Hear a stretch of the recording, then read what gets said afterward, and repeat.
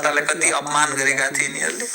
अनि अब खड्ग प्रसाद ओलीको अभिगत हेर्नुहोस् त, उनीमाथि कतिवटा मुद्दा लाग्न सक्छ।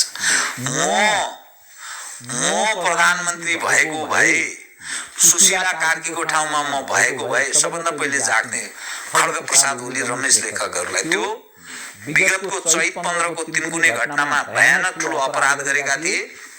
त्यसै गरी यो गत भदौ 23 र 24, 25, 26 सम्ममा जे अपराध गरे त्यसको सम्पूर्ण दण्डको भागीदार त्यसको खड्ग प्रसाद ओली र कांग्रेस र एमाले हो।